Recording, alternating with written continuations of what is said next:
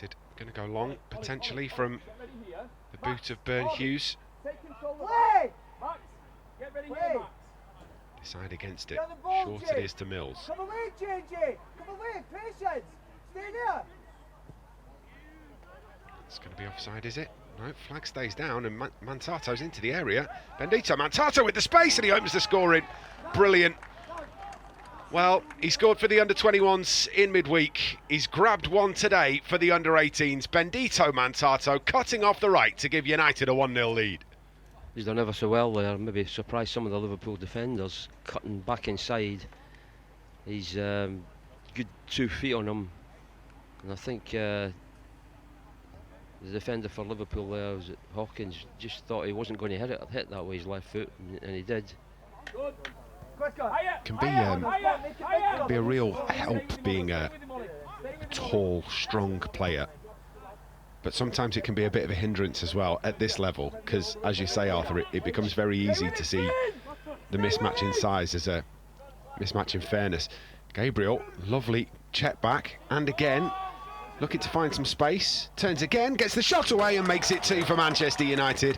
He worked so hard to try and find some space, one way and then the other, before rifling into the bottom left-hand corner to make it Liverpool 0, Manchester United 2. It looks as if once he's cut back inside on his left foot, he's definitely going to hit it with that foot and opens the goals up, goes back onto his right, fires it across the keeper into the far post.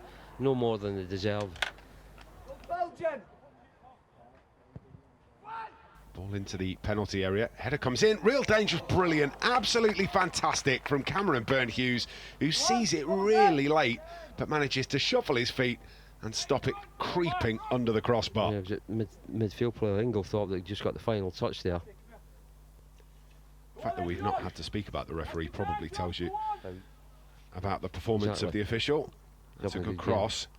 Comes all the way through to Bendito Mantato. Mantato finds Gabriel.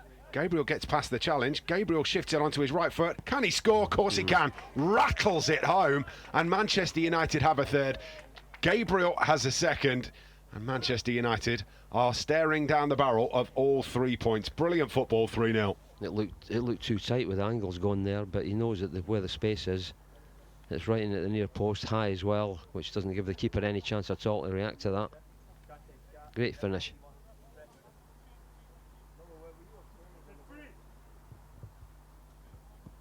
Ball in.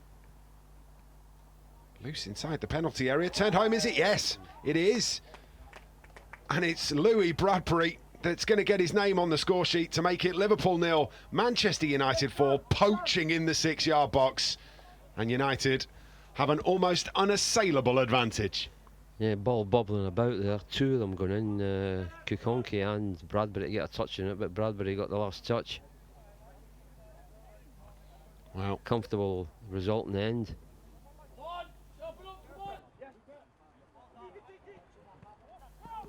That's a lovely ball over the top to Lasale. Lasale's going to try and get into the penalty area. He's brought down. Referee's got no option.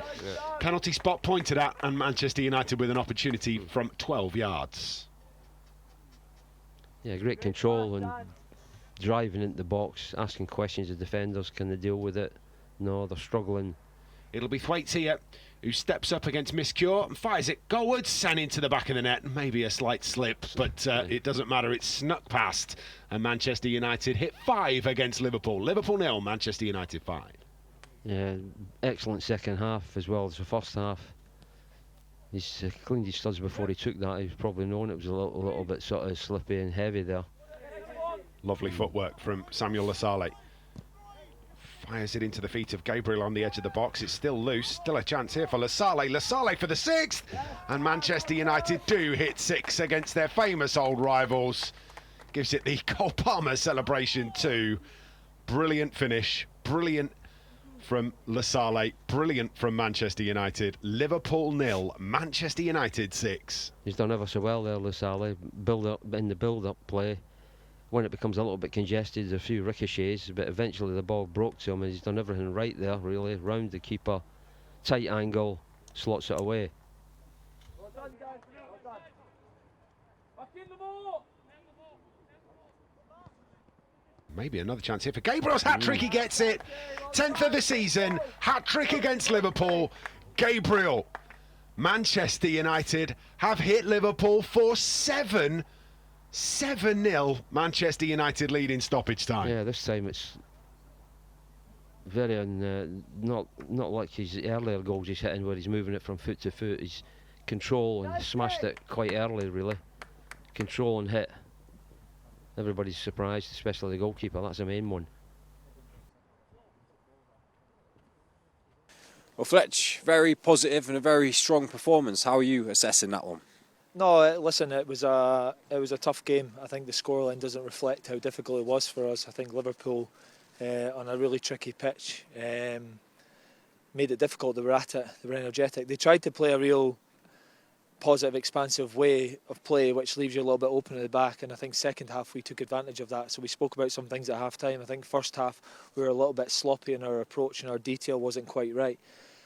So the opportunities were there to score the goals, which we didn't quite take, and Liverpool actually had some opportunities. So I think people might look at the score and think, I thought the first half was quite tight, but at half time we talked about a few things, challenged the lads on those details, timing of runs, being a little bit more structured in our position, and we felt like we could take advantage of Liverpool, and that came true second half. So credit for the lads for taking on that information and and just raising their standards a little bit, which resulted in the scoreline.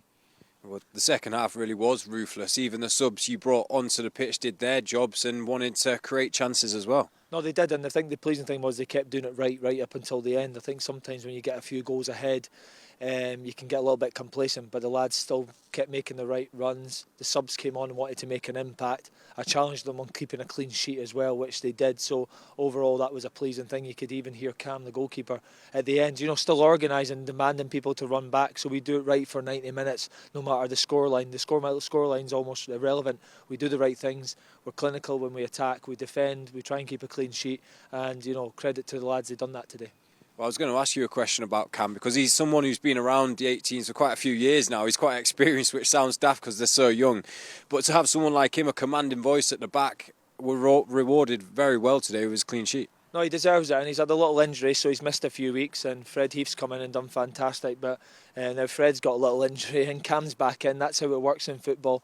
But no, Cam's a fantastic goalkeeper. I think he excels with his feet and his distribution. But he kept a fantastic goal today. We have to remember he's a really good goalkeeper as well. He came for crosses, he made a good save, and as he said, he's organising his defence constantly. So trying to encourage him to develop all these areas of leadership and organising the team. So good defensive displays come from good defending, but communication's key to that as well. Thank you very much. Cheers, thank you.